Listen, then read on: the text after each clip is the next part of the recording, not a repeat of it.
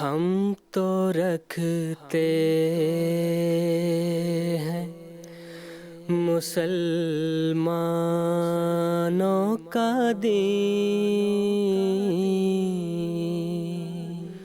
دل سے ہے خدا میں ختم المرسلین،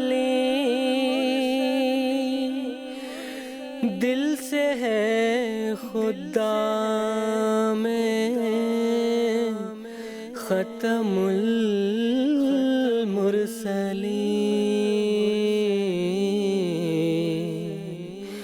ختم المرسلین۔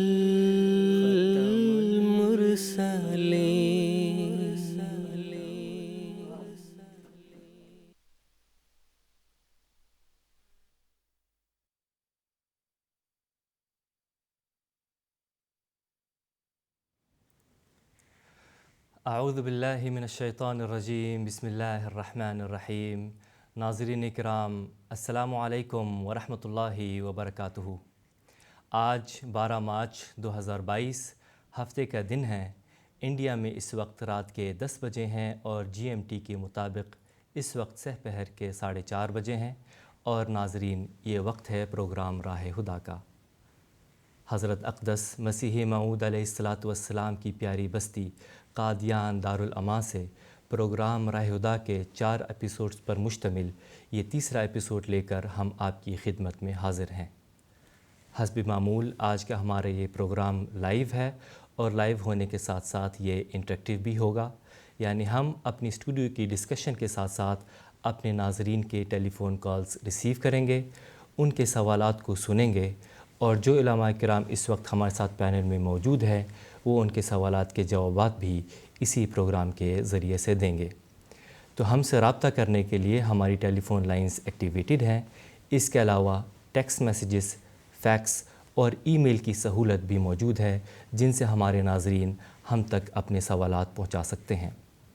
تو ناظرین کرام، اگر آج کے پروگرام میں آپ ہمارے ساتھ جڑنا چاہتے ہیں اور اپنے سوالات پیش کرنا چاہتے ہیں، تو میں امید کرتا ہوں کہ اس وقت آپ اپنے ٹیلی ویژن سکرینز پر ہم سے رابطہ کرنے کی تفاصیل مشاہدہ کر رہے ہوں گے۔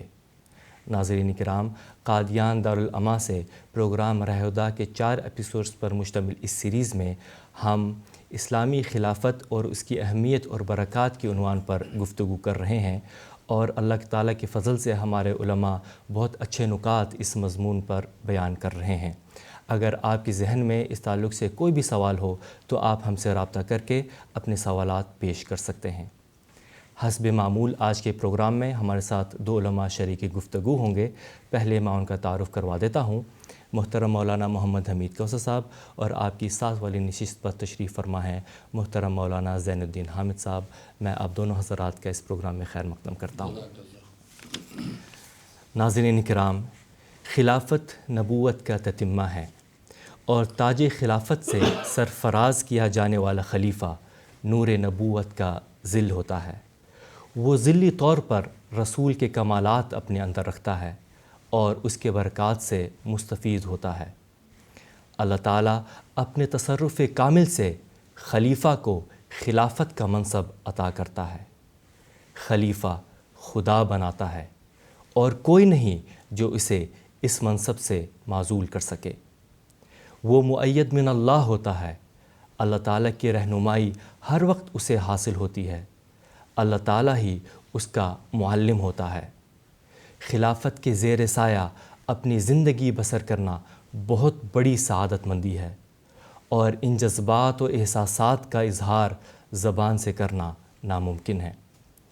اس مختصر تمہید کے بعد میں اپنے پروگرام کو آگے بڑھانا چاہوں گا، اور میرا پہلا سوال محترم مولانا محمد حمید کوثر صاحب سے ہے کہ اللہ تعالیٰ کی خلیفہ کی پہچان کس طرح ایک عام آدمی کر سکتا ہے؟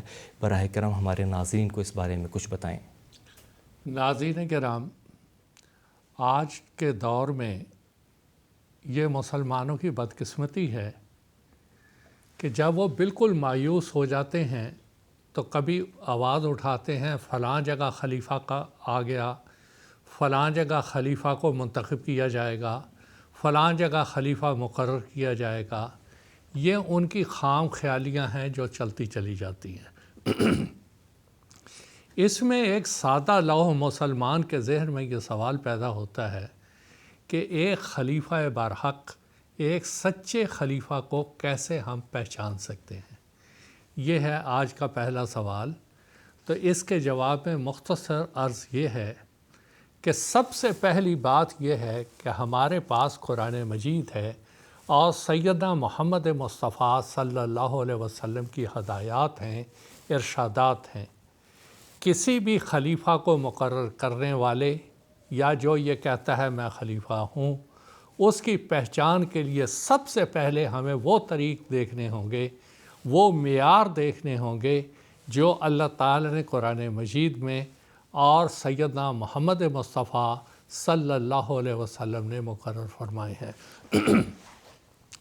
ان میں سے ایک یہ ہے کہ حضور صلی اللہ علیہ وسلم نے فرمایا ما من نبوت قط الا تبعتها خلافت، کہ نبوت کے بغیر خلافت نہیں، نبوت کے بعد خلافت آتی ہے۔ یہ ویسا ہی ہے جیسے کہ بیج لگایا جائے تو پودا اس سے نکلتا ہے، اپنے آپ کبھی کوئی درخت زمین سے نہیں نکل آتا۔ بیج ہوتا ہے، جڑ ہوتی ہے، اس کے اوپر پودا ہوتا ہے۔ نبوت ایک بیج ہے، نبوت ایک جڑ ہے جس کے اوپر آگے خلافت کا شجرہ وہ پنپتا ہے اور اس کی آبیاری ہوتی ہے۔ اب ہم دیکھتے ہیں کہ پھر رسول کریم صلی اللہ علیہ وسلم نے فرمایا کہ ثم تکون خلافت علی منہاج النبوت، نبوت ہوگی، اس کے بعد اسی طریق، اسی نہج پہ آگے خلافت چلے گی۔ نبوت کے بغیر کوئی وہ خلافت نہیں جس کی سیدنا محمد مصطفیٰ صلی اللہ علیہ وسلم نے پیش گوئی فرمائی تھی اور مسلمانوں میں جس کے قیام کے بارے میں ہدایات دی تھیں۔ ایک تو پہلی بات یہ ہے کہ نبوت اور نبوت کے بعد خلافت، بغیر نبوت کے خلافت کا تصور وہ خلافت نہیں ہے جو سیدنا محمد مصطفیٰ صلی اللہ علیہ وسلم اور قرآن مجید نے بیان فرمائی ہے۔ اس کا نام چاہے آپ کچھ اور رکھیں، بڑے خوشی سے رکھیں۔ مارکیٹ میں آج دودھ بھی نقلی ملتا ہے اور پانی بھی نقلی ملتا ہے، اشیاء نقلی ملتی ہیں اور نقلی بعض دفعہ زیادہ اس کی مارکیٹنگ کی جاتی ہے، تشہیر کی جاتی ہے۔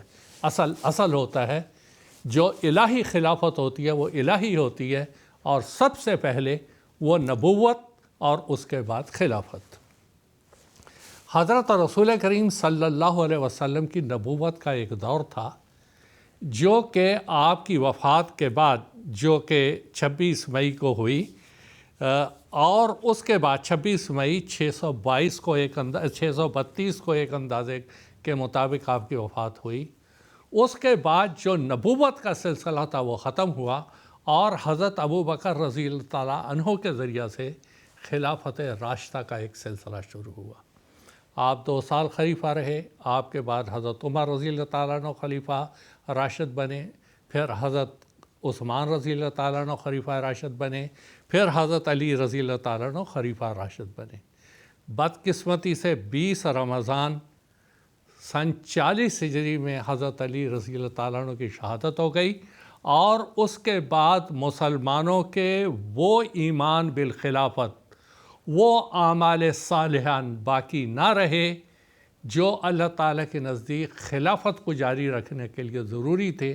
اس لیے یہ جو ایک نعمت تھی، نعمت الہیہ، جو کہ اس وعدے کے ساتھ مشروط تھی، وعد اللہ الذین آمنوا منکم وعملوا الصالحات، وعدہ تھا کہ یہ قائم رہے گی جب کہ تمہارا ایمان، اور بالذات ایمان بالخلافت، اور اس کے مطابق تمہارے اعمال صالحہ ہوں گے، تو یہ وعدہ ایفا ہوتا رہے گا، پورا ہوتا رہے گا۔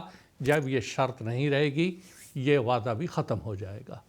اس کے بعد سن 40 ہجری کے بعد یہ سلسلہ منقطع ہوا۔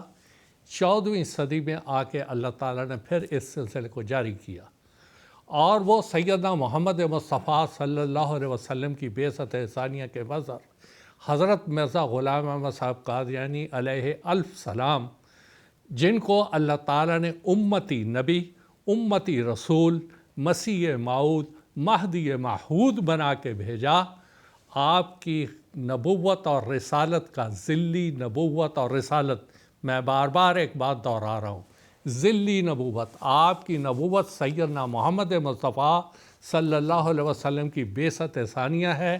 آپ کی مطابعت میں یہ نبوت اور رسالت کا مقام آپ کو ملا ہے، اور اس کے بعد آپ نبوت اور رسالت کے اس مقام پر قائم رہے اور اسلام کا احیاء فرمایا اور اسلام کو اثر نو زندہ کیا۔ آپ کی وفات کے بعد 27 مئی 1908 کو پھر خلافت کا سلسلہ شروع ہوا، اور خلافت جس کا نبی کریم صلی اللہ علیہ وسلم نے وعدہ دیا تھا کہ وہ جاری ہوگی ان لوگوں میں جو ایمان صالحہ اور ایمان رکھتے ہوں گے، حضرت ابو بکر رضی، حضرت عثمان، حضرت مولانا نور الدین صاحب رضی اللہ تعالیٰ عنہ کے ذریعہ سے ضروری ہوئی۔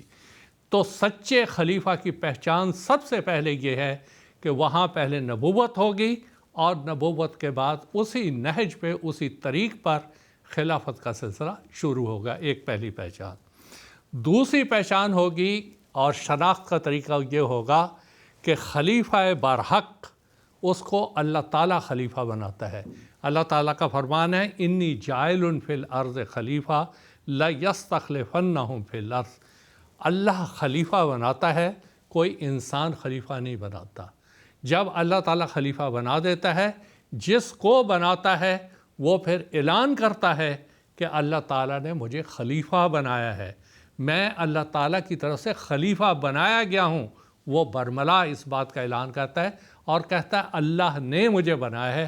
چنانچہ جماعت احمدیہ کے پہلے حضرت مرزا غلام احمد صاحب علیہ السلام کے جو پہلے خلیفہ اور جانشین تھے، انہوں نے اعلان کیا، مولانا نور الدین صاحب نے، جس طرح پر آدم و داؤد اور ابو بکر عمر کو اللہ تعالیٰ نے خلیفہ بنایا، اسی طرح اللہ تعالیٰ ہی نے مجھے خلیفہ بنایا ہے۔ بدر 11 جولائی 1912۔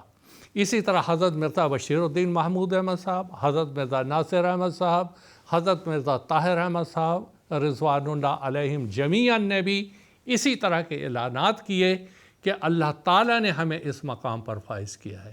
عہد حاضر میں حضرت صاحبزادہ مرزا مسرور احمد صاحب اید اللہ تعالیٰ بن سل عزیز کو اللہ تعالیٰ نے اپریل سن 2003 میں خلافت کے مقام کے اوپر فائز فرمایا، اور آپ نے جو ایک موقع پر فرمایا، مجھے نہیں پتہ کہ خدا تعالیٰ کی مجھے اس مقام پر فائز کرنے کی کیا حکمت ہے۔ آپ واضح طور پر فرما رہے ہیں، مجھے نہیں پتہ کہ خدا تعالیٰ کی مجھے اس مقام پر فائز کرنے کی کیا حکمت تھی، لیکن یہ میں علی وجہ البصیرت کہتا ہوں کہ خدا تعالیٰ اس دور کو اپنی بے انتہا تائید اور نصرت سے نوازتا ہوا ترقی کی شاہراہوں پہ بڑھاتا چلا جائے گا انشاءاللہ۔ خطاب 27 مئی 2008 پر ثابت ہوا، انی جاعل فی الارض خلیفہ، کہ اللہ خلیفہ بناتا ہے خلیفہ برحق کو، لیستخلفنہم فی الارض کے مطابق اللہ تعالیٰ انہیں نظام خلافت عطا کرتا ہے، اور اس کے بعد وہ خلیفہ باقاعدہ اعلان کرتا ہے کہ مجھے اللہ تعالیٰ کی طرف سے یہ عطا ہے، اللہ تعالیٰ نے مجھے اس مقام پر فائز کیا ہے۔ اگلی بات جو جس سے پہچانا جاتا ہے وہ یہ، وَلَيُمَكِّنَنَّ لَهُمْ دِينَهُمُ الَّذِي ارْتَضَىٰ لَهُمْ، اللہ تعالیٰ اس دین کو جو وہ پسند کرتا ہے ان کے لیے، اس کو مضبوطی سے قائم کرتا ہے۔ آج 72 جماعت احمدیہ کے علاوہ 72 فرقے ہیں۔ اللہ کے فضل سے جماعت احمدیہ دین اسلام کو دنیا میں پھیلا رہی ہے، دین اسلام کی دنیا میں اشاعت کر رہی ہے۔ حضرت مسیح موعود علیہ السلام نے رسول پاک صلی اللہ علیہ وسلم کے جس شجرہ طیبہ کو دوبارہ زندہ کیا، آج اللہ تعالیٰ کے فضل سے خلافت کے زیر سایہ وہ ایک تناور درخت بن چکا ہوا ہے، اور یہ بڑے ہی ایک خوبی اور خصوصیت کی بات ہے کہ آج جماعت احمدیہ ہی اصل نمائندہ اسلام کا ہے۔ آج دنیا کے 200 سے زائد ملکوں میں اگر کوئی اسلام کی نمائندگی کرتا ہے، وہ صرف جماعت احمدیہ ہے، اور جماعت احمدیہ کو اللہ تعالیٰ اس سے نوازتا چلا جا رہا ہے۔ یہ وہ دین اسلام ہے، ان الدین عند اللہ الاسلام، حقیقی اسلام اللہ تعالیٰ جماعت احمدیہ اور خلیفۃ المسیح کے ذریعہ سے دنیا میں پھیلاتا جا رہا ہے، اور یہ وعدہ پورا ہوتا چلا جا رہا ہے۔ ایک اور بات جو میں یہ خاص طور پہ یہاں کہنا چاہتا ہوں، اور وہ بھی ایک علامت میں سے ہے کہ اللہ تعالیٰ نے جب اللہ تعالیٰ کسی نبی کو بھیجتا ہے تو قرآن مجید سورہ فاتحہ کے بعد سورہ بقرہ کے ابتدا میں 3 گروہوں کا اللہ تعالیٰ نے ذکر کیا ہے۔ ایک متقین اور مومنین جو معمور زمانہ پر ایمان لاتے ہیں، ایک وہ جو کافر ہو جاتے ہیں، انکار کر دیتے ہیں، منکرین میں شامل ہو جاتے ہیں، مخالفین میں شامل ہو جاتے ہیں، وہ دوسرا گروہ۔ ایک تیسرا گروہ وہ ہوتا ہے جو کہ بظاہر تو مسلمان ہو جاتا ہے، لیکن اندرونی طور پر وہ جماعت کا یا اسلام کا شدید مخالف رہتا ہے، اور یہ سب سے زیادہ خطرناک گروہ ہوتا ہے۔ اور اس کے بارے میں اللہ تعالیٰ نے فرمایا فی قلوبہم مرض، یہ ایک بیماری ہے جو ایک سے دوسرے سے منتقل ہوتی چلی جاتی ہے، خطرناک مرض اللہ تعالیٰ نے اس کو قرار دیا ہے۔ اور پھر ان کا طریقہ کار کیا ہوتا ہے؟ وَإِذَا قِيلَ لَهُمْ لَا تُفْسِدُوا فِي الْأَرْضِ قَالُوا إِنَّمَا نَحْنُ مُصْلِحُونَ، کہ یہ مصلح بن کر فساد پیدا کرتے ہیں، وساوس پیدا کرتے ہیں، شکوک پیدا کرتے ہیں، اور ان کا لبادہ مصلح کا ہوتا ہے۔ حضرت خلیفۃ المسیح ثالث رحمہ اللہ نے اپنے عہد خلافت میں ہر احمدی کو، بڑا ہو، چھوٹا ہو، بچہ ہو، عورت ہو، یہ حکم دیا تھا کہ سورہ بقرہ کی ابتدائی 17 آیات کو حفظ کریں، اس کے اوپر غور کریں، اور جو منافقت ہے اس سے بچیں۔ ایک خطرناک مصیبت ہے یہ منافقت۔ سیدی حضرت خلیفۃ المسیح خامس نصرہ اللہ نصرا عزیزہ بدری صحابہ کے بارے میں بڑی تفصیل سے معلومات دے رہے ہیں۔ ایک بات جو ابھر کے عیاں ہو کے آتی ہے وہ یہ کہ مسلمانوں کو تباہ کرنے والا ایک بڑا گروپ وہ منافقین کا گروپ تھا۔ سیدنا حضرت ابو بکر کے زمانے میں کل حضور نے جو خطبہ ارشاد فرمایا، یہی منافقین تھے جو مرتدین کی شکل میں پیدا ہو گئے، اور یہی وہ منافقین تھے جو حضرت عثمان رضی اللہ تعالیٰ عنہ کو شہید کرنے کا باعث بنے، یہی وہ منافقین تھے جنہوں نے حضرت علی رضی اللہ تعالیٰ عنہ کو شہید کروایا، اور اس کے بعد یہی منافقین اتنے غالب آئے کہ یہ سلسلہ ہی بند ہو گیا۔ آج جس بات کے بچنے کی ضرورت ہے وہ اس طبقہ سے جو کہ قرآن مجید نے بیان کیا ہے، وہ ہے منافقت۔ یہ بھی خلیفہ، سچے خلیفہ کی پہچان کے ایک ذریعہ ہے۔ جھوٹے خلیفہ کی منافقت نہیں ہوگی، یہ سچے خلیفہ کے ساتھ مخالفت بھی ہوگی، منافقت بھی ہوگی، اور اس کا متقین کا اور مومنین کا گروہ بھی بڑھتا چلا جائے گا، اور یہ اس نام پہ ہوگی نحن مصلحون، کہ ہم اصلاح کرنے والے جائیں۔ اندرونی طور پہ فزادہم اللہ مرضا، وہ بیماری ہے، وہ کینسر ہے جو دوسروں میں پھیلایا جاتا ہے۔ اس سے بچنے کی ازحد ضرورت ہے۔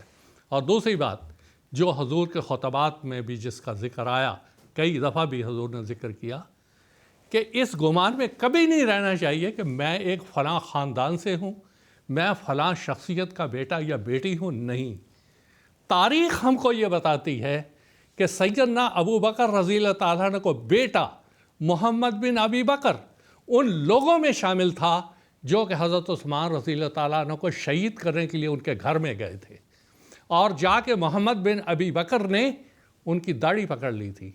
حضرت خلیفۃ المسیح ثانی رضی اللہ تعالیٰ عنہ نے اسلام میں اختلافات کے آغاز میں اس کا ذکر فرمایا ہے کہ اتنا بڑا المیہ تھا کہ محمد بن ابی بکر نے جا کے وہ داڑھی پکڑ لی، اور حضرت عثمان نے اس وقت صرف ایک جملہ کہا تھا، اگر تیرا باپ زندہ ہوتا تو آج تو یہ کام نہ کرتا۔ اسی طرح ایک اور صحابی تھے حضرت رسول کریم صلی اللہ علیہ وسلم کے، سعد بن ابی وقاص، عشرہ مبشرہ میں تھے۔ 10 وہ صحابی تھے جن کو اللہ تعالیٰ نے جنت کی بشارت دی تھی۔ ان کا بیٹا تھا عمر بن سعد، وہ ان لوگوں میں شامل تھا جنہوں نے حضرت امام حسین رضی اللہ تعالیٰ عنہ کو شہید کیا۔ کہاں باپ کہاں بیٹا۔ تو یہ سمجھنا کہ ہمارے آباء و اجداد بڑے بڑے آدمی ہیں، بڑے علماء ہیں، بڑا فلاں ہے، نہیں، اللہ تعالیٰ نے بار بار ایک دعا سکھائی، اہدنا الصراط المستقیم، ربنا لا تزغ قلوبنا بعد اذ ہدیتنا۔ اور ابھی جو حضور نے ایک دعا سکھائی کہ اس دعا کو بار بار آپ پڑھیں کہ اللہ تعالیٰ فتنہ منافقت سے ہر انسان کو بچائے، اور اگر یہ اس فتنے میں خدا نخواستہ کہیں ذرا رتی بھر بھی شبہ ہو تو ایک سچے احمدی کو وہاں سے الگ ہو جانا ہے۔ تو یہ وہ معروف علامتیں ہیں جو ایک سچے خلیفہ کی ہوتی ہیں، جس کو ایک انسان پہچان سکتا ہے۔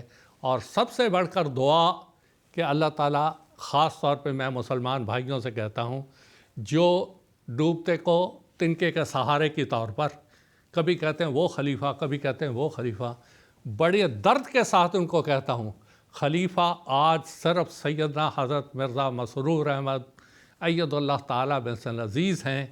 آپ دعا کریں کہ اللہ تعالیٰ آپ کی رہنمائی کرے، اور اہدنا الصراط المستقیم کی دعا کریں تو اللہ تعالیٰ آپ کو سیدنا حضرت امام مہدی علیہ السلام پر ایمان لانے اور ان کے خلیفہ کی بیعت میں شامل ہونے کی توفیق عطا فرمائے گا، اور وہ دعا سے ہی ہو سکتا ہے۔ اللہ تعالیٰ ان کو توفیق عطا فرمائے۔ جی، جزاکم اللہ تعالیٰ احسن جزا۔ ناظرین، ابھی اپنے پروگرام میں ایک کالر کو شامل کرنا چاہوں گا۔ میں بنگلہ دیش سے عارف الزمان صاحب سے بات کرنا چاہوں گا۔ السلام علیکم ورحمۃ اللہ۔ السلام علیکم۔ السلام علیکم ورحمۃ اللہ۔ وعلیکم السلام ورحمۃ اللہ۔ جی، اپنا سوال پیش کریں۔ میں عارف الزمان بول رہا ہوں بنگلہ دیش سے۔ میرا سوال ہے خلافت اور نبوت کے ذمہ داری میں کیا کوئی فرق ہے؟ اس وضاحت چاہیے۔ جی ٹھیک ہے، جزاک اللہ، آپ کا سوال ہم تک پہنچ گیا ہے۔ میں مولانا زین الدین حامد صاحب سے درخواست کرتا ہوں کہ اختصار سے ان کے سوال کے جواب دے دیں۔ جزاکم اللہ سنجا، جس طرح آپ نے اپنے سرنامے کلام میں بھی بتایا تھا کہ دراصل خلافت جو ہے نبوت کا تتمہ ہوتی ہے، یعنی وہی فرائض اور وہ خلفاء پر بھی عائد ہوتے ہیں جو ذلی طور پر، وہی جو نبوت کے جو فرائض ہے وہی فرائض ذلی طور پر خلفاء پر عائد ہوتے ہیں۔ اور دراصل نبی جو ہے ایک تخم ریزی کرنے کے لیے آتے ہیں، اللہ تعالیٰ اس حد تک ان سے کام لیتا ہے کہ وہ تخم ریزی کر کے واپس چلے جاتے ہیں، لیکن اس تخم کی آبیاری، اس کی نگہداشت، اس کو دیکھ بھال، یہ سب جو ہے نا خلیفہ وقت کی ذمہ داریوں میں شامل ہیں۔ گویا نبوت، نبی، اللہ تعالیٰ نبی کو جن عظیم شان مقاصد کے لیے مبعوث فرماتا ہے، وہ مقاصد ایسے ایک دو دن کا نہیں ہوتا، اس کا ظاہری طور پر بہت سارے انتظامات ہوتے ہیں، مسلسل جد و جہد کی ضرورت ہوتی ہے، کئی ادوار اس کے ہوتے ہیں۔ یہ سب کی تکمیل جو ہے اللہ تعالیٰ کیسے کرتا ہے؟ اس نبی کی وفات کے بعد ایک کے بعد دیگرے جانشین پیدا کرتا رہتا ہے، ان جانشینوں کے یعنی خلفاء کے ذریعے سے وہ مقاصد پورے ہوتا ہے۔ اب دیکھیں اس زمانے میں حضرت اقدس مسیح علیہ السلام کو اللہ تعالیٰ نے مبعوث فرمایا۔ آپ نے اپنے جو بعثت کے مقاصد میں یہ بات بیان فرمائی ہے، لِيُظْهِرَهُ عَلَى الدِّينِ كُلِّهِ، کہ دین اسلام کو تمام دنیا پر غالب کرنے کے لیے حضرت اقدس مسیح علیہ السلام کو اللہ تعالیٰ نے مبعوث فرمایا ہے۔ جب یہ آیت جو لِيُظْهِرَهُ عَلَى الدِّينِ كُلِّهِ والی آیت ہے، اس میں تمام مفسرین متفق ہے یہ امام مہدی علیہ السلام کے زمانے میں ہونا ہے۔ تو حضرت اقدس مسیح علیہ السلام وقت پر تشریف لائے، آپ ایک پاک بازوں کی ایک جماعت قائم فرمائی، اور آپ کی وفات کے بعد خلافت کا سلسلہ جاری ہوا۔ حضرت صلی اللہ علیہ وسلم کی پیشگوئی کے مطابق ثم تکون الخلافت علی منہاج النبوہ، منہاج نبوت کے طریق پر خلافت قائم ہو گئی ہے۔ اب نبی کے تمام تر کمالات، تمام انوار و برکات، نبوت کے انوار و برکات ذلی طور پر خلیفے میں منتقل ہوتے ہیں۔ تو اس لحاظ سے ان کے وہی فرائض ہیں جو دراصل نبوت کے فرائض ہیں، اور اسی کی تکمیل کے لیے وہ ہر خلیفہ جدوجہد کرتا ہے، اور اسی نصب العین کے لیے ہی ساری جماعت کوشش کرتی ہے۔ چونکہ ہم دیکھتے ہیں آج اللہ کے فضل سے خلافت کے زیر قیادت ساری دنیا میں اشاعت اسلام کا کام بہت احسن رنگ میں ہو رہا ہے۔ ایک واجب الاطاعت امام کی قیادت میں یہ جو روحانی قیادت ہے دنیا میں کہیں بھی نہیں ہے۔ جزاکم اللہ تعالیٰ احسن جزا۔ اب اپنے پروگرام کو آگے بڑھانا چاہوں گا اور محترم مولانا زین الدین حامد صاحب سے پوچھنا چاہوں گا کہ خلافت کے برکت کے نتیجے میں کوئی بھی انسان اللہ تعالیٰ کے قرب کو تیزی سے حاصل کر سکتا ہے، اللہ تعالیٰ کے مزید قریب جا سکتا ہے۔ براہ کرم اس کی تھوڑی سی وضاحت فرما دیں۔ جی، شکریہ شریف صاحب. اصل میں جو اس زمانے میں جماعت احمدیہ کے بانی حضرت اقدس مسیح موعود علیہ الصلوۃ والسلام نے جو دعویٰ فرمایا ہے اس میں آپ نے یہ ثابت کیا زندہ خدا، زندہ رسول اور زندہ کتاب کا تصور آپ نے پیش کیا ہے. جس قدر بھی مسلم تنظیمیں یا دیگر مذاہب والے ہیں وہ سب اس بات سے ناامید ہو چکے تھے خدا سے تعلق بھی قائم کیا جا سکتا ہے، اگرچہ ان کی کتابوں میں بات موجود ہے کہ ہر مذہب اس بات کا پر اتفاق رکھتے ہیں کہ اللہ تعالیٰ سے تعلق قائم کیا جا سکتا ہے. لیکن چونکہ وہ سب اس حد تک ہے وہ کہتے ہیں کہ اللہ تعالیٰ کے بہت سارے صفات کو معطل گردانتے ہیں. وہ کہتے ہیں اللہ تعالیٰ پہلے کلام کیا کرتا تھا اب نہیں کرتا. تو اس قسم کے عقائد اسلام میں بھی دیگر مذاہب میں بھی تو اللہ تعالیٰ کی بہت سارے صفات کو معطل قرار دیتے ہیں. لیکن اس زمانے میں حضرت اقدس مسیح علیہ الصلوۃ والسلام نے ببانگ دوحلی اعلان فرمایا کہ اللہ تعالیٰ کی کوئی صفت معطل نہیں ہوتی، اللہ تعالیٰ کے ساتھ تعلق قائم کیا جا سکتا ہے، اللہ تعالیٰ کے ساتھ شرف مکالمہ مخاطبہ کا جو کی سعادت انسان حاصل کر سکتا ہے.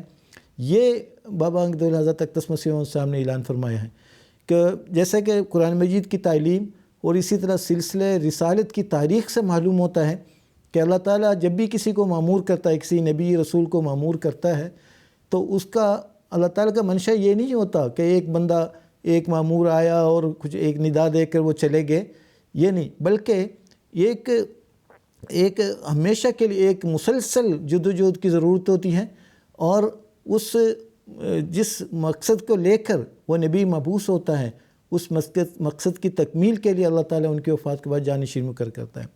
تو دراصل ان کا جو خلافت سے وابستگی کے نتیجے میں اللہ تعالیٰ کا قرب حاصل کرنا بہت ہی آسان ہوتا ہے. اس لیے خلیفہ وقت براہ راست ان کا تعلق اللہ تعالیٰ سے ہوتا ہے. اب دیکھنا یہ ہے کہ وہ کن مقاصد کو لے کر نبی آتے ہیں، ان مقاصد کی تکمیل کے لیے خلیفہ مقرر ہوتے ہیں. تو وہ مقاصد کیا ہیں؟ حضرت اقدس مسیح علیہ الصلوۃ والسلام کے ایک اقتباس میں پیش کروں گا اس سلسلے میں، کن مقاصد کو لے کر وہ نبی آتے ہیں. حضور فرماتے ہیں کہ وہ مقصد جن کی خاطر جو انبیاء مبعوث ہوتے ہیں، حضرت اقدس مسیح علیہ الصلوۃ والسلام اس زمانے میں تشریف لائے ہیں. فرماتے ہیں وہ کام جس کے لیے خدا نے مجھے مامور فرمایا ہے وہ یہ ہے کہ خدا میں اور اس کی مخلوق کے رشتے میں جو کدورت واقع ہو گئی ہے اس کو دور کر کے محبت اور اخلاص کا تعلق کو دوبارہ قائم کروں. اور سب سے زیادہ یہ ہے کہ وہ خالص اور چمکتی ہوئی توحید جو ہر ایک قسم کے شرک کی آمیزش سے خالی ہے اس کا دوبارہ قوم میں دائمی پودا لگا دوں. یہ لیکچر لاہور سے لیا گیا اقتباس ہے. گویا نبی کے جو فرائض ہیں وہی ہے جو انبیاء علیہ السلام کے فرائض ہیں، چونکہ خلیفہ وہی ہوتا ہے جن کو مسیح السلام فرماتا ہے خلیفہ جانشین کو کہتے ہیں، اور رسول کا جانشین حقیقی معنوں کے لحاظ سے وہی ہو سکتا ہے جو ذلی طور پر رسول کے کمالات اپنے اندر رکھتا ہو.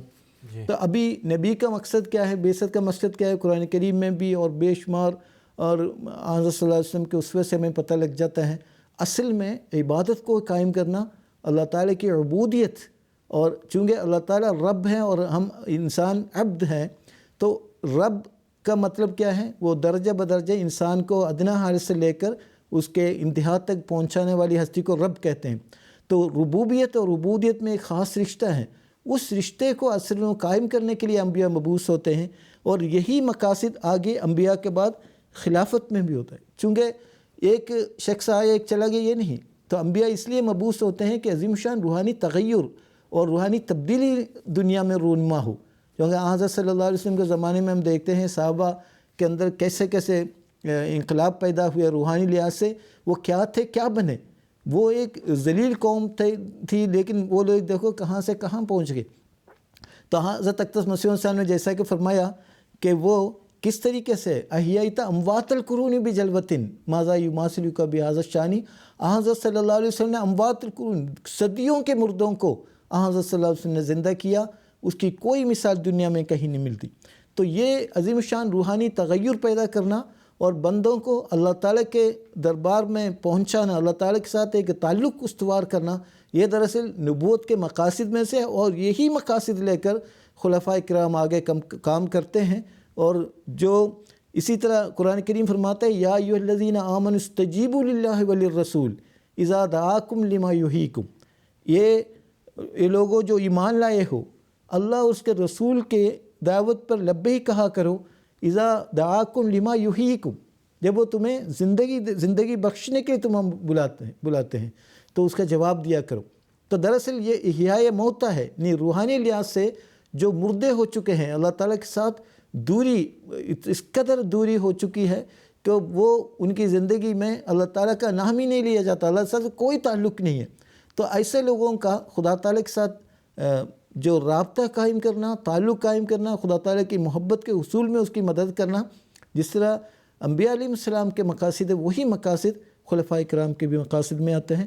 اب ایک بات یہ ہے کہ حضرت صلی اللہ علیہ وسلم کے ذریعے یہ اعلان فرمایا قل ان کنتم تحبون اللہ فاتبعونی یحببکم اللہ، اگر تم اللہ تعالیٰ کی محبت حاصل کرنا چاہتے ہو میری اتباع کرو، اس کے نتیجے میں اللہ تعالیٰ تم سے محبت کرنے لگ جائے گا۔ قابل ذکر ہے یہی آیت اس زمانے میں حضرت اقدس مسیح علیہ السلام پر بھی یہی آیت نازل ہوئی، گویا اگرچہ یہ یہاں پر نبی کو مخاطب کیا گیا ہے لیکن ذلی طور پر یہ خلفاء بھی اس مخاطب ہے، خلفاء بھی شامل ہیں، کیونکہ نبی انبیاء علیہ السلام کے مقاصد کی تکمیل کے لیے خلافت کا نظام جاری کیا جاتا ہے، اس لحاظ سے اس میں وہ خلفاء بھی مخاطب ہوتے ہیں۔ پھر حضرت صلی اللہ علیہ وسلم نے صرف ایک حدیث کی طرف میں آپ کا توجہ مبذول کرنا چاہتا ہوں، حضور نے فرمایا فعلیکم بسنتی و سنت الخلفاء الراشدین المہدیین، میری سنت پر عمل کرو، میری سنت کو مضبوطی سے پکڑ لو، وہ سنت الخلفاء الراشدین المہدیین، اور میرے خلفاء راشدین مہدیین کی سنت کو بھی، پھر فرمایا وعضوا علیہا بالنواجذ، اس کو مضبوطی سے اس کو پکڑ لو، پھر تم کبھی گمراہ نہیں ہو سکو گے۔ تو خلفاء کی سنتوں کا، ان کے طریقے پر عمل کرنا، ان کی رہنمائی میں کام کرنا، یہ دراصل خدا تعالیٰ کے قرب کے حصول کے لیے بہت ممد ہے۔ پھر فرمایا السابق النجوم بأیہم اقتدیتم اہتدیتم، میرے صحابہ ستاروں کی مانند ہیں، جس کسی بھی کی تم پیروی کرو گے تم ہدایت پا جاؤ گے۔ یا اصحابی جو کہا گیا اس میں سب سے پہلے تو خلفائے اعظام ہی ہے، کیونکہ مسیح موعود نے فرمایا صحابہ کو پایا جب صحابہ سے ملا جب مجھ کو پایا، تو وہی جو علم عرفان، وہی جو صحابہ نے حضرت صلی اللہ علیہ وسلم سے حاصل کیے ہیں، وہی اللہ تعالیٰ سے حضرت مسیح علیہ السلام کے ذریعے سے بھی یہ یہاں دنیا میں پیش کیا جا رہا ہے۔ پھر فرمایا وَاعْتَصِمُوا بِحَبْلِ اللَّهِ جَمِيعًا وَلَا تَفَرَّقُوا، حبل اللہ کو مضبوطی سے پکڑ لو، تم پراگندہ مت ہو۔ پھر فرمایا یا ایھا الذین آمنوا اتقوا اللہ وکونوا مع الصادقین، اگر تم خدا تعالیٰ کا قرب حاصل کرنا چاہتے ہو تو سب سے آسان ترین ذریعے ہے ایک تو کہ اتقوا اللہ، اللہ کا تقوی اختیار کرو، وکونوا مع الصادقین، صادقین کی صحبت اختیار کرو۔ ابھی خلفاء کے خلافت سے وابستہ رہنا، خلافت سے کی رہنمائی میں آگے بڑھنا، یہ دراصل انسان کو دینی لحاظ سے بھی، دنیاوی لحاظ سے بھی، روحانی لحاظ سے بھی ترقیات کے منازل کی طرف لے جانے والی بات ہے۔ میں اس مناسبت سے اقتباس پیش کرنا چاہوں گا۔ حضرت اقدس خلیفۃ المسیح الثانی رضی اللہ تعالیٰ عنہ فرماتے ہیں کہ ایک تو یہ کہ خلفاء دراصل قرب الہی کے حصول میں ممد ہوتے ہیں، تو اطاعت خلافت کے نتیجے میں انسان قرب الہی میں ترقی کرتا ہے، چونکہ خلیفہ وقت زمین پر خدا تعالیٰ کے نمائندے ہوتے ہیں، وہ خدا تعالیٰ اور اس کے بندوں کے درمیان رابطہ کا کام کرتا ہے جو خدا تعالیٰ تک رسائی کے لیے رہنمائی کا کام دیتا ہے۔ تو حضور فرماتے ہیں انبیاء اور خلفاء اللہ تعالیٰ کے قرب کے حصول میں ممد ہوتے ہیں، جیسے کمزور آدمی پہاڑ کی چڑھائی پر نہیں چڑھ سکتا تو سونٹا یا کھٹ سٹک کے سہارا لے کر چڑھتا ہے، اسی طرح انبیاء خلفاء لوگوں کے لیے سہارے ہیں، وہ دیواریں نہیں ہیں جنہوں نے الہی قرب کے رستوں کو روک رکھا ہے، بلکہ وہ سونٹے سہارے ہیں جن کی مدد سے کمزور آدمی بھی اللہ کا قرب حاصل کر سکتا ہے۔ پھر فرماتے ہیں بے شک میں نبی نہیں ہوں، خلیفۃ الثانی رضی اللہ عنہ فرماتے ہیں بے شک میں نبی نہیں ہوں، لیکن میں نبوت کے قدموں پر اور اس کی جگہ پر کھڑا ہوں۔ ہر وہ شخص جو میری اطاعت سے باہر ہوتا ہے وہ یقیناً نبی کی اطاعت سے باہر ہوتا ہے، اور میری اطاعت و فرمانبرداری میں خدا کی اطاعت و فرمانبرداری ہے۔ فرمایا جس کو خدا اپنی مرضی بتاتا ہے، جس پر خدا تعالیٰ اپنی الہام نازل فرماتا ہے، جس کو خدا نے اس جماعت کا خلیفہ اور امام بنایا ہے، اس سے مشورہ اور ہدایات حاصل کر کے تم کام کر سکتے ہو۔ اس سے جتنا زیادہ تعلق رکھو گے اسی قدر تمہارے کاموں میں برکت ہوگی، اور اس سے جس قدر دور ہو گئے اسی قدر تمہارے کاموں میں بے برکتی پیدا ہوگی۔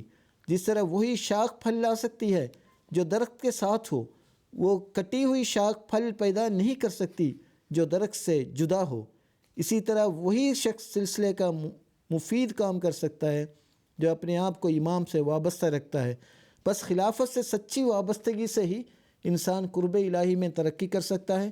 خلیفہ وقت کی اتباع سے ہی خدا مل سکتا ہے، خدا کی محبت حاصل ہو سکتی ہے۔ خلیفہ وقت کے نمونے پر چلنے سے انسان فلاح دارین حاصل کر سکتا ہے۔ جی، جزاکم اللہ تعالی احسن الجزاء۔ اب میں اس پروگرام کا تیسرا سوال محترم مولانا محمد حمید کوثر صاحب سے پوچھنا چاہوں گا کہ اللہ تعالیٰ کثرت سے خلیفہ وقت کی دعاؤں کو سنتا ہے اور انہیں قبول بھی کرتا ہے، براہ کرم اس کی تھوڑی سی وضاحت فرما دیں۔ اللہ تعالیٰ نے قرآن مجید میں سیدنا محمد مصطفیٰ صلی اللہ علیہ وسلم کو مخاطب کرتے ہوئے فرمایا، ان صلاتک سکن لہم واللہ سمیع علیم۔ ان صلاتک، تیری دعا ان کے لیے باعث تسکین ہے۔ اے محمد صلی اللہ علیہ وسلم، جب تو مومنوں کے لیے دعا کرتا ہے یہ مومنوں کو تسکین پہنچاتی ہے، ان کو اطمینان بخشتی ہے۔ یہ ایک دائمی اصول ہے جو بیان کیا گیا سورۃ التوبہ میں، قرآن مجید میں یہ بیان کیا گیا۔ اگر جیسا کہ یہ غیر احمدی یہ سارے جو یہ عقیدہ رکھتے ہیں کہ حضور صلی اللہ علیہ وسلم کے بعد نہ کوئی خلافت ہے نہ نبوت ہے، اس کا مطلب ہے یہ آیت کس پہ اطلاق پائے گی، کس کی دعا باعث تسکین بنے گی وہ بتا دو، یا پھر اس آیت کا کوئی مطلب ہی نہیں رہے گا۔ پھر جماعت احمدیہ یہ بات بباغ دہل کہتی ہے کہ اس کے مصداق عصر حاضر میں سیدنا حضرت مسیح موعود علیہ السلام اور آپ کے بعد ہر خلیفہ وہ اس آیت کے مستحق ہیں، مصداق ہیں۔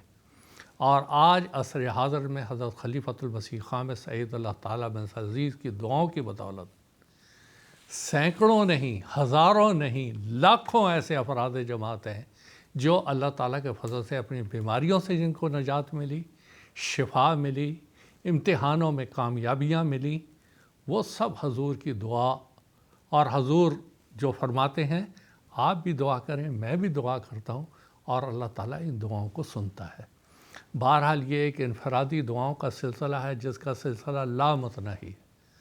خاکسار کو اللہ تعالیٰ کے فضل سے 2 جلسہ سالانہ میں حضرت خلیفۃ المسیح خامس سید اللہ تعالیٰ بن عزیز کی مقبول دعاؤں کے عنوان پر تقریر کا موقع ملا، 2019 میں اور 2021 میں، 2020 میں تو جلسہ نہیں ہوا۔ اس میں میں نے بہت سے واقعات جو ہیں وہ بیان کیے تھے، وہاں سے بھی استفادہ کیا جا سکتا ہے جو اس کو پڑھنا چاہے۔ لیکن سر دست صرف 2 یا 3 واقعات جو کہ جس نے کہ قدرت کو ایک تبدیل کیا، اس بارے میں 1-2 واقعات بیان کرنا چاہتا ہوں۔ مثال کے طور پہ عبد الماجد طاہر صاحب جو ایڈیشنل وکیل و تبشیر ہیں لندن میں، ان کا ایک مضمون الفضل انٹرنیشنل 21 نومبر 2014 میں شائع ہوا۔ اس میں یہ فرماتے ہیں کہ 4 مئی 2006 کو حضور اید اللہ تعالیٰ مثل نظیر فار ایسٹ کے دورے پر تھے، اور حضور ناندی نام ایک جگہ ہے فجی میں، وہاں پر قیام پذیر تھے۔ تو رات کو 2-3 بجے وہاں یہ خبریں آنی شروع ہو گئیں کہ ایک بہت بڑا سونامی، جیسے کہ جاپان وغیرہ میں کچھ سال پہلے آیا تھا، وہ آ رہا ہے اور اس سارے علاقے کو تباہ کر دے گا۔ اور وہ لکھتے ہیں کہ دنیا جہان سے ٹیلی فون آنے لگے کہ حضور کہاں ہیں۔ بہرحال جب حضور فجر کی نماز کے لیے تشریف لائے تو انہوں نے عرض کیا کہ حضور ایسی ایسی خبریں آئی ہیں۔ حضور ایت اللہ تعالیٰ مثل عزیز نے نماز شروع کی اور سجدے میں بہت لمبی دعائیں کیں، اور پھر اس کے بعد آپ نے نماز ختم کرنے کے بعد احباب کو مخاطب کرتے ہوئے فرمایا، فکر نہ کریں، اللہ تعالیٰ فضل فرمائے گا، کچھ نہیں ہوگا۔ وہ سونامی جو چڑھتی چلی آ رہی تھی، حضور ایت اللہ تعالیٰ مثل عزیز نے فیصلہ کن الفاظ اس کے بارے میں فرمائے۔ عبد الماجد صاحب تحریر فرماتے ہیں، میں خدا کی قسم کھا کر کہتا ہوں کہ میں اس بات کا گواہ ہوں کہ یہ معجزہ حضرت خلیفۃ المسیح خامس ایّد اللہ تعالیٰ بن عزیز کی دعا سے رونما ہوا۔ کوئی ہے دنیا میں ایسا خلیفہ جس کی ایسی دعا قبول ہوئی ہو اور جس نے پہلے سے بتا دیا ہو کہ دیکھو ایسا ہونے والا ہے؟ اب دوسرا واقعہ میں قادیان کا بیان کرتا ہوں، وہ بھی موسمیات سے تعلق رکھتا ہے۔ سن 2008 میں بعض وجوہات کی وجہ سے دسمبر میں جلسہ قادیان میں نہیں ہوا۔ 26، 27، 28 مئی کو سن 2009 کو یہ جلسہ قادیان میں ہوا، جلسہ سالانہ۔ مئی کا مہینہ پنجاب میں ایسا ہوتا ہے جو شدید گرم ہوتا ہے اور اس میں دھول والی آندھیاں چلتی ہیں، ایسی دھول جو اوپر چڑھ جاتی ہے اور تیز قسم کی ہوائیں چلتی ہیں۔ حضور ایّد اللہ تعالیٰ بن عزیز کا 27 مئی کو خطاب تھا، اختتامی خطاب، اور موسمیات صبح سے خبریں یہ دے رہی تھیں کہ شدید قسم کا ایک طوفان اور آندھی دھول والی آنے والی ہے۔ جیسے ہی وہ اختتامی جلسہ شروع ہوا وہ آندھی شروع ہو گئی، اور سب سے بڑا خطرہ یہ تھا کہ MTA کا نظام جو ساری دنیا دیکھ رہی ہے، اس آندھی کی وجہ سے یہ سارا درم برم ہو کے جا جائے گا۔ وہ حضور ایّد اللہ تعالیٰ بن عزیز کی خدمت میں یہ ساری صورتحال پیش کی گئی، تلاوت ہوئی، نظم ہوئی۔ اس کے بعد حضور نے اپنا خطاب شروع فرمایا، اور حضور نے سب سے پہلے یہ دعا فرمائی کہ قادیان سے اطلاع ملی ہے کہ ابھی وہاں بڑی تیز ہوائیں چل رہی ہیں، دعا کریں بخیر و عافیت جلسے کا اختتام ہو۔ حضور نے دعا کے لیے کہا اور اس کے بعد خطاب شروع ہوا۔ میرے پاس 3 یا 4 غیر مسلم بیٹھے ہوئے تھے، اب میں ان کا نام لینا نہیں چاہتا۔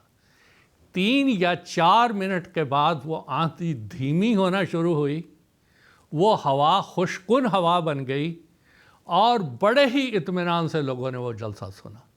اب یہ بتائیں ان آندھیوں کو کون روک سکتا تھا؟ کیا ہمارے بس میں تھا قادیان میں اس طرح کی آندھیوں کو روک سکتے اور MTA کے سارا نظام کو درم برم ہونے سے بچا لیتے؟ خلیفہ وقت کی 2 دعا کی درخواستیں جو حضور نے خود بھی دعا کی، دوسروں کو بھی دعا کے لیے کہا، وہ سارے کا سارا اللہ تعالیٰ نے وہ نظام درست کر دیا۔ ایک اور واقعہ جو کشمیر کا بتاتا ہوں۔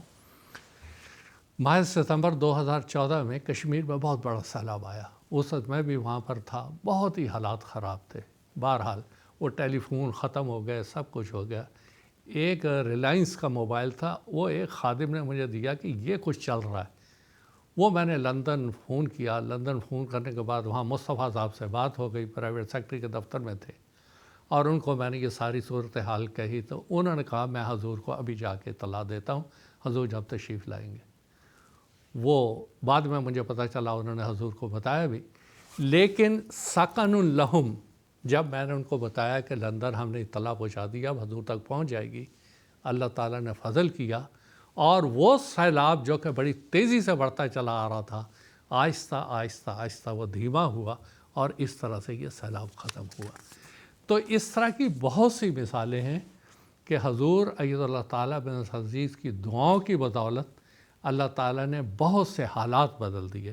لیکن اس وقت جو بات میں کہنا چاہتا ہوں وہ یہ کہ دیکھیں پچھلے 2 جمعے میں حضور ایک اعلان فرماتے چلے آ رہے ہیں، روس اور یوکرائن کا حالات اور اس کی جو بحران اور کرائسس چل رہے ہیں، اور دنیا کو ڈراتے چلے آ رہے ہیں۔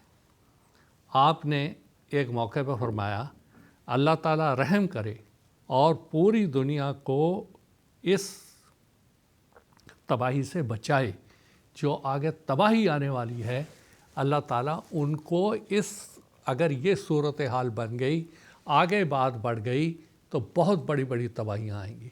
اب حضور دعا کی درخواست کرتے ہیں۔ دیکھیں جماعت احمدیہ کے ایک امتیاز، باتیں کرنے والے بہت باتیں کرتے ہیں۔ حضور ایّد اللہ تعالیٰ بن عزیز خطبے میں فرماتے ہیں دعا کریں کہ اللہ تعالیٰ فضل فرمائے۔ 200 سے زائد ممالک میں بیٹھے ہوئے قرۂ ارضیہ پر ہر احمدی کا منہ اور اس کی زبان، اس کا لب دل کی گہرائی سے کہتا ہے آمین، اے اللہ میرے امام کی اس دعا کو قبول کر، ہم بھی اس دعا میں شامل ہیں۔ کیا اللہ جو یہ کہتا ہے ادعونی استجب لکم وہ دعا قبول نہیں کرے گا؟ ضرور قبول کرے گا، سوائے اس کے جو اس کی تقدیر مبرم ہوتی ہے اور اس کے جو فیصلے ہوتے ہیں وہ اٹل ہوتے ہیں۔ یہ خدا کے نبیوں کی عجیب شان ہے۔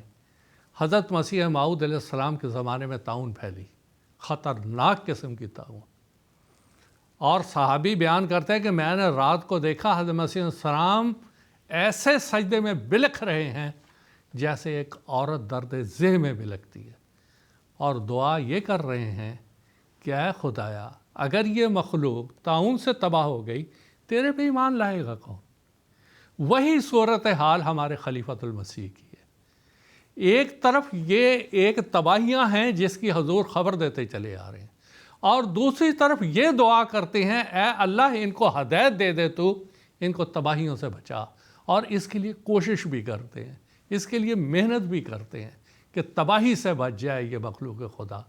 ایک طرف یہ رحم اور شفقت ہے اور دوسری طرف یہ انذاری پیش گوئیاں ہیں۔ تو یہ حضور کی دعائیں ہیں جو ہے۔ آخر میں صرف ایک اقتباس حضور کا ہی پڑھ کے ختم کروں گا۔ حضور فرماتے ہیں کون سا دنیاوی لیڈر ہے جو بیماروں کے لیے دعائیں بھی کرتا ہو؟ کون سا لیڈر ہے جو اپنے قوم کی بچیوں کے رشتے کے لیے بے چین اور ان کے لیے دعا کرتا ہو؟ کون سا لیڈر ہے جو بچوں کی تعلیم کی فکر کرتا ہو؟ حکومت بے شک تعلیمی ادارے بھی کھولتی ہے، تعلیم تو مہیا کرتی ہے، لیکن بچوں کی تعلیم جو اس دنیا میں پھیلے ہوئے ہیں ان کی فکر صرف خلیفہ وقت کو ہے۔ جماعت احمدیہ کے افراد وہ خوش قسمت ہیں جن کی فکر خلیفہ وقت کو رہتی ہے۔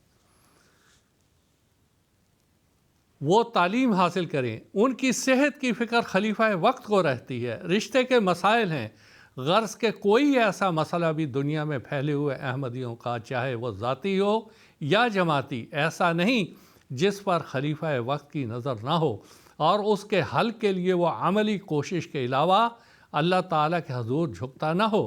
اس لیے دعائیں اور اس کے لیے دعائیں نہ مانگتا ہو۔ میں بھی اور میرے سے پہلے خلفاء بھی یہی کچھ کرتے تھے۔ میں نے ایک خاکہ کھینچا ہے بے شمار کاموں کا جو خلیفہ وقت کے سپرد خدا تعالیٰ نے کیے ہیں، انہیں اس نے کرنا ہے۔ دنیا کا کوئی ملک نہیں جہاں رات سونے سے پہلے چشم تصور میں نہ پہنچتا ہوں اور ان کے لیے سوتے وقت اور جاگتے وقت دعائیں نہ کرتا ہوں۔ ان کے لیے سوتے وقت اور جاگتے وقت دعائیں نہ کرتا ہوں۔ یہ میں باتیں اس لیے نہیں بتا رہا کہ کوئی احسان ہے، یہ میرا فرض ہے۔ اللہ تعالیٰ کرے کہ اس سے بڑھ کر میں فرض ادا کرنے والا ہوں۔ خطبہ جمعہ 6 جون سن 2014۔ تو یہ کہنا ہمارا خلیفہ ایک ایسا خلیفہ ہے کہ جو اللہ تعالیٰ سے جس کا تعلق ہے، اللہ تعالیٰ جس کی دعائیں سنتا ہے، جو اپنی جماعت کے علاوہ دوسروں کو بھی فکر کرتا ہے، اور کوئی دنیا میں ایسا انسان نہیں ہے۔ جی جزاکم اللہ تعالیٰ سزا۔ اب میں پروگرام کو آگے بڑھانا چاہوں گا اور محترم مولانا زین الدین حامد صاحب سے پوچھنا چاہوں گا کہ حدیث میں آیا ہے کہ الامام جنتن، کہ امام ایک ڈھال ہے۔ اس حدیث کی روشنی میں خلافت کے برکت کے نتیجے میں انسان اپنے آپ کو مختلف دنیاوی لغزشوں سے محفوظ رکھ سکتا ہے۔ براہ کرم اس کی وضاحت فرما دیں۔ جزاکم اللہ۔ بسم اللہ الرحمن الرحیم۔ جیسا کہ حضرت صلی اللہ علیہ وسلم کا یہ حدیث آپ نے فرمایا ہے کہ انما الامام جنۃ یقاتل من ورائہ ویتقی، یہ بخاری میں بھی ہے، مسلم میں بھی ہے، بعض اور کتابوں میں بھی درج ہیں۔ یعنی الامام ڈھال ہوتا ہے، یقاتل من ورائہ اس کے پیچھے ہو کر لڑائی کی جاتی ہے، اور ویتقی اور بچا جاتا ہے۔ یہ حضرت صلی اللہ علیہ وسلم کا یہ فرمانا جب ہم تاریخ انبیاء یا تاریخ خلافت کا مطالعہ کرتے ہیں، ہمیں پتہ لگ جاتا ہے کس طرح الامام، یعنی الامام عام امام مراد نہیں ہے، مساجد کا امام مقصود نہیں ہے یہاں پہ۔ الامام خدا تعالیٰ کی طرف سے مقرر کردہ، خدا تعالیٰ کے تائید یافتہ امام جو ہوتے ہیں وہ ڈھال کا کام کرتے ہیں، اور اسی طرح ان کے پیچھے جتنے بھی جماعت مومنین ہیں وہ ہر قسم کے آفات و مصائب سے بچائے جاتے ہیں۔ آج جماعت احمدیہ کو یہ امتیاز حاصل ہے، آج اللہ تعالیٰ کے فضل سے دیگر تمام مسلمانوں اور فرقوں کے مقابل پر یہ واحد جماعت ہے جس کو خلافت کی نعمت سے یہ سرفراز کیا گیا ہے، خلافت موجود ہے، ہم خلیفہ وقت سے وابستہ ہیں، خلافت سے وابستہ ہیں، تو ہم ایک ایسے امام کی قیادت میں ہیں جو ہمارے لیے ڈھال ہے۔ تو اللہ تعالیٰ کے فضل سے مشرق و مغرب میں، جنوب و شمال و جنوب میں بسنے والے ہر احمدی، ساری دنیا کے احمدی اپنے امام کو ڈھال سمجھتا ہے، اور ہر قسم کے خواہ وہ دنیاوی امور ہو یا معاشرتی معاملات ہو، ہر معاملات میں آپ کو خلیفہ وقت و ڈھال تصور کرتا ہے۔ اب دیکھیں یہ ایک ایسا امتیاز ہے جو دیگر تمام مسلمان یا دیگر مذاہب والے بھی اس نعمت سے، اس امتیاز سے باہر ہے، اس سعادت سے محروم ہیں۔ اب دیکھیں کہ اسلام کے آغاز میں دیکھیں حضرت صلی اللہ علیہ وسلم کی وفات کے بعد ہم تھوڑا کچھ مثالیں میں پیش کروں گا جس سے پتہ لگ جائے گا ہم امام کی قیادت کی وجہ سے، رہنمائی کی وجہ سے، ان کی دعاؤں کی وجہ سے کس طرح جماعت مومنین اللہ تعالیٰ کی حفاظت میں آ جاتی ہے اور اسی طرح وہ بچائے جاتے ہیں۔ حضرت حضور صلی اللہ علیہ وسلم کے وصال کے بعد حضرت ابوبکر صدیق رضی اللہ تعالیٰ عنہ جب خلافت کے منصب پر متمکن ہوئے، کس قدر دشواریوں کا سامنا آپ کو کرنا پڑا۔ آج کل حضور انور کے خطبات بھی ہم سنتے ہیں، ان کے سامنے خاص طور پر 5 ایسے مصائب ایک ساتھ آئے۔ ایک تو ہے کہ حضرت صلی اللہ علیہ وسلم کے وصال کا بہت بڑا صدمہ آپ کو لاحق تھا، جو دوسری بات ہے کہ آگے انتخاب خلافت کے جو مراحل، تیسری بات ہے کہ جو حضرت صلی اللہ علیہ وسلم نے اپنی زندگی کے آخری لمحات میں جس لشکر کو حضرت اسامہ بن زید کی قیادت میں روانہ فرمایا تھا، اس کو واپس حضرت صلی اللہ علیہ وسلم کی وفات کی خبر سن کر واپس آ گیا تھا اور ان کو واپس بھیجنے کا معاملہ تھا۔ اسی طرح مانعین زکوٰۃ کا فتنہ تھا، بہت سے ایسے لوگ حضرت صلی اللہ علیہ وسلم کی وصال کے بعد یہ اعلان کیا ہم زکوٰۃ نہیں دیں گے، تو مانعین زکوٰۃ کا ایک بہت بڑا فتنہ تھا، اس کو فروغ کرنا تھا، وہ بھی حضرت ابوبکر صدیق رضی اللہ عنہ کی ابتدائی ذمہ داریوں میں شامل تھا۔ پانچویں بات یہ تھی کہ وہ ارتداد کا فتنہ، بہت سارے بادیہ نشین مرتد ہو گئے، اسی طرح ان میں وہ لوگ بھی شامل تھے جو حضرت صلی اللہ علیہ وسلم کے زمانے میں بھی اپنے طور پر نبوت کا دعویٰ کیا تھا۔ جب حضرت صلی اللہ علیہ وسلم کے وصال ہوا تو ان کو بھی موقع مل گیا، وہ بھی ان مرتدین کے ساتھ شامل ہو کے جتھے بندی کے ساتھ جو اسلام کو نیست و نابود کرنے کے لیے گئے۔ لیکن دیکھیں انما الامام جنہ، کس طرح حضرت ابوبکر صدیق رضی اللہ تعالیٰ عنہ ان تمام مسائل پر قابو پاتے ہیں اور اسی طرح اسلام کی کشتی کو آگے بڑھانے میں کامیاب ہو جاتے ہیں۔ یہ دراصل حضرت صلی اللہ علیہ وسلم کی ارشاد کہ صداقت کا ایک منہ بولتا ثبوت ہے۔ اب دیکھیں ایک واقعہ، اسی طرح بہت سارے اسلامی تاریخ اور تاریخ خلافت جو ہے نا اس قدر واقعات سے پر ہے، بہت سارے واقعات ہیں۔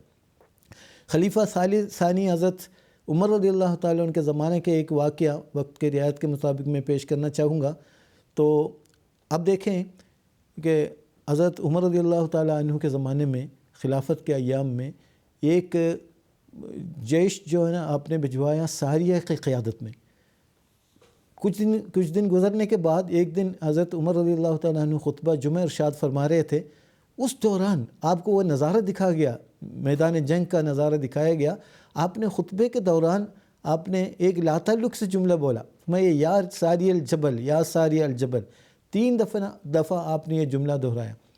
تو صحابہ جو بیٹھے ہوئے تھے ان کو پتہ ہی نہیں چلا کیا، لیکن کچھ دن کے بعد میدان جنگ سے ایک قاصد آتا ہے اور وہ حضور کی خدمت میں حضرت عمر رضی اللہ تعالیٰ عنہ کی خدمت میں پیش ہوتا ہے، وہ میدان جنگ کی حالات سے آگاہ کرتا ہے۔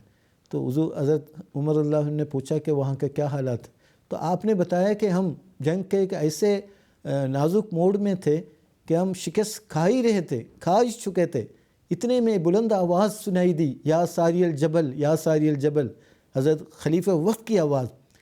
تو اس آواز کے مطابق حضرت ساریہ اور جو لشکر نے اپنے جنگی حکمت عملی بدلی اس کے مطابق کیا تو اللہ تعالیٰ نے اس شکست کو فتح میں تبدیل کر دیا۔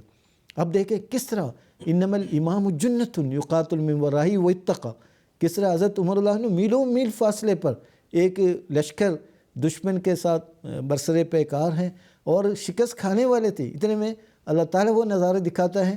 یہ اللہ تعالیٰ کی طرف سے تائید یافتہ امام کی خصوصیت ہے۔ دیکھیں وہ نظارہ آپ دیکھا، وہ موقع پر آپ ہدایت دیتے ہیں، اور اس زمانے میں جب کہ رسول اللہ صلی اللہ علیہ وسلم کا کوئی انتظام نہیں تھا، کوئی ٹیلی فون، کوئی انٹرنیٹ، کچھ بھی نہیں تھا، وہ آواز وہاں پر اللہ تعالیٰ پہنچا دیتا ہے اس امام کی برکت سے دیکھیں کس طرح وہ شکست فتح میں تبدیل ہو جاتی ہے۔ تو اسی طرح جب ہم دور آخرین کا جائزہ لیتے ہیں، حضرت اقدس مسیح علیہ السلام کے وصال کے بعد جب خلافت کا آغاز ہوا، حضرت مولانا نور الدین صاحب رضی اللہ تعالیٰ عنہ خلافت اولیٰ کے منصب پر فائز ہوئے، کس قدر مشکلات کا سامنا تھا۔ بہت سے ایسے لوگ بظاہر خلافت کے حق میں نہیں تھے لیکن بیعت میں شامل ہو گئے، لیکن اندر اندر بہت ساری سازشیں کرنے لگے اور ریشہ دوانی شروع کر دی۔ 6 سال کے خلافت کے بعد جب خلیفہ اول کی وفات ہوتی ہے تو اس کے بعد یہ لوگ کھل کر سامنے آ جاتے ہیں۔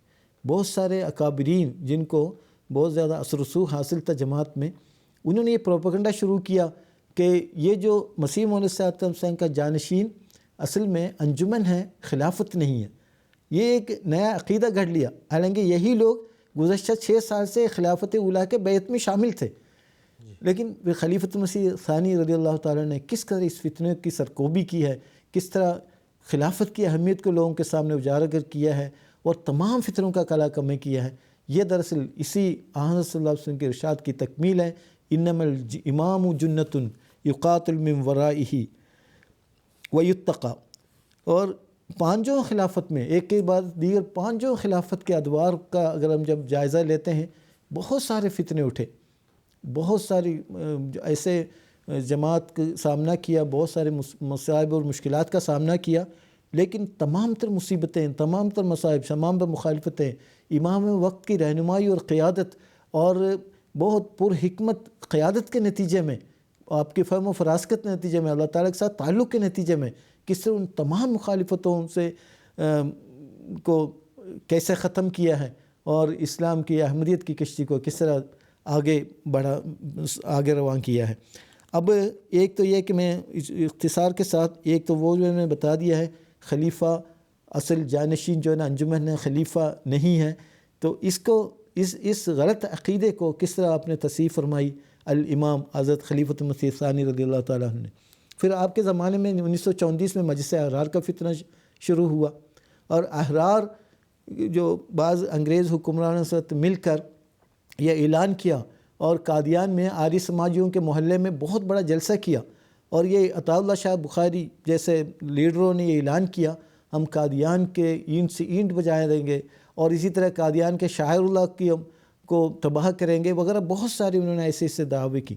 لیکن ایسے موقع پر کس طرح حضرت خلیفۃ ثانی رضی اللہ تعالیٰ عنہ نے جو اعلان فرمایا، کس طرح اللہ تعالیٰ نے اس کے مطابق حالات کو بدلے ہیں اور مومنوں کی جو خوف کی حالت کو امن سے بدلا اور ان کو سب مومنوں کو بچایا اللہ میاں نے۔ تو حضور نے کیا اعلان فرمائی وہ سننے کے لائق ہے۔ حضور نے فرمایا جب ایک طرف احرار بوانگ دوہل اعلان کر رہے تھے ہم یہ کریں گے وہ کریں گے، منات المسیح کو دریا بیاس میں پھینک دیں گے، قادیان کی اینٹ سے اینٹ بجائیں گے، اور یہاں تک ان کا پلان تھا کہ نعوذ باللہ مزار مبارک یا دیگر شاعر اللہ کی بھی بے حرمتی کریں گے، لیکن حضرت اقدس خلیفۃ ثانی رضی اللہ تعالیٰ عنہ نے ایسے حالات میں یہ اعلان فرمایا، کشتی احمدیت کا کپتان اس مقدس کشتی کو پر خطر چٹانوں میں سے گزارتے ہوئے سلامتی کے ساتھ سے ساحل پر پہنچا دے گا۔ چونکہ حضور کے اس بیان و اعلان کے عین مطابق وعدہ الہی لَيُبَدِّلَنَّهُم مِّن بَعْدِ خَوْفِهِمْ امنا پورا ہوا۔ اللہ تعالیٰ نے اس اولو العزم خلیفہ کی قیادت و رہنمائی میں انگریز اور احرار کی سازش کو ناکام و نامراد بنا دیا۔ تو اسی مخالفت کی کوکھ سے تحریک جدید نے جنم لیا۔ آج ہم جانتے ہیں تحریک جدید ایک ایسی الہی تحریک ہے، آج پوری دنیا میں 200 سے زائد ممالک میں تبلیغ و اشاعت اسلام کا کام اور اسی تحریک سے ہو رہا ہے۔ تو اس مخالفت کے رد عمل کے طور پر اللہ تعالیٰ نے جماعت مومنین کو انعام اکرام سے نوازا، ایک ایسی تحریک جاری فرمائی، تو وہ آج قیامت تک جو ہے اس کے ذریعے سے اسلام کی خدمت ہوتی رہے گی۔ اب یہ بہت سارے واقعات ہیں، میں اس کی طرف نہیں جاتا، وقت کم ہے۔ حضرت اقدس اسی طرح خلافت خابصہ میں بھی ہم نے دیکھا ہے بہت ساری شہادتیں ہوئی، اور لیکن حضور کیسے ان شہیدوں کے لواحقین سے رابطہ کیا، ان کی ڈھارس بندھائی، کس طرح ایک ایسا اولو العزم امام جس کے یہی آن کا یہی جو فرمان ہے انما الامام جنۃ یقاتل من ورائہ، واقعی یہ کس قدر آب و تاب کے ساتھ یہ ارشاد پورا ہوتا ہے. حضور فرماتے بس تم خوب یاد رکھو کہ تمہاری ترقیات خلافت کے ساتھ وابستہ ہے، اور جس دن تم نے اس کو نہ سمجھا اور اسے قائم نہ رکھا وہی دن تمہاری ہلاکت اور تباہی کا دن ہوگا. لیکن اگر تم اس کی حقیقت کو سمجھے رہو گے اور اسے قائم رکھو گے تو پھر اگر ساری دنیا مل کر بھی تمہیں ہلاک کرنا چاہے گی تو نہیں کر سکے گی، تمہارے مقابلے میں بالکل ناکام و نامراد رہے گی. یہی ہمارے امتیاز ہے. انما الامام جنۃ یقاتل من ورائہ ویتقی. جی جزاکم اللہ تعالیٰ احسن جزا. ناظرین اکرام، اسی کے ساتھ آج کا پروگرام کا وقت ختم ہوا چاہتا ہے. اختتام پر حضرت اقدس مسیح موعود علیہ السلام کا ایک اقتباس پیش کرنا چاہوں گا. حضرت اقدس مسیح موعود علیہ السلام فرماتے ہیں، ہمارے نبی صلی اللہ علیہ وسلم کی وفات کے بعد ایک خطرناک زمانہ پیدا ہو گیا تھا. کئی فرقے عرب کے مرتد ہو گئے تھے، بعض نے زکوٰۃ دینے سے انکار کر دیا، اور کئی چھوٹے پیغمبر کھڑے ہو گئے تھے. اور ایسے وقت میں جو ایک بڑے مضبوط دل اور مستقل مزاج اور قوی الایمان اور دلاور اور بہادر خلیفہ کو چاہتا تھا، حضرت ابو بکر رضی اللہ عنہ خلیفہ مقرر ہوئے. خلیفہ مقرر کیے گئے اور ان کو خلیفہ ہوتے ہی بڑے غموں کا سامنا ہوا، جیسے کہ حضرت عائشہ رضی اللہ عنہا کا قول ہے کہ بباعث چند در چند فتنوں اور بغاوت اعراب اور کھڑے ہونے جھوٹے پیغمبروں کے میرے باپ پر جب کہ وہ خلیفہ رسول اللہ صلی اللہ علیہ وسلم مقرر کیا گیا، وہ مصیبتیں پڑیں اور وہ غم دل پر نازل ہوئے کہ اگر وہ غم کسی پہاڑ پر پڑتے تو وہ بھی گر پڑتا اور پاش پاش ہو جاتا اور زمین سے ہموار ہو جاتا. مگر چونکہ خدا کا یہ قانون قدرت ہے کہ جب خدا کے رسول کا کوئی خلیفہ اس کی موت کے بعد مقرر ہوتا ہے تو شجاعت اور ہمت اور استقلال اور فراست اور دل قوی ہونے کی روح اس میں پھونکی جاتی ہے. روحانی خزائن جلد 17 صفحہ نمبر 185. ناظرین، اسی کے ساتھ آج کا پروگرام کا وقت ختم ہو چکا ہے. ہمارا اگلا پروگرام انشاءاللہ العزیز 19 مارچ 2022 قادیان دارالاما سے لائیو پیش کیا جائے گا، اور ہم اپنے اسی مضمون کو آگے جاری رکھیں گے اور اسلام میں خلافت کی اہمیت اور برکات کے موضوع پر ہمارے علماء مزید روشنی ڈالیں گے. تب تک کے لیے اجازت دیجیے گا. السلام علیکم ورحمۃ اللہ وبرکاتہ. آؤ لوگوں کہ یہی نور خدا پاؤ گے، لو تمہیں طور تسلی کا بتایا ہم نے. آؤ لوگوں کہ یہی نور خدا پاؤ گے، لو تمہیں طور تسلی کا بتایا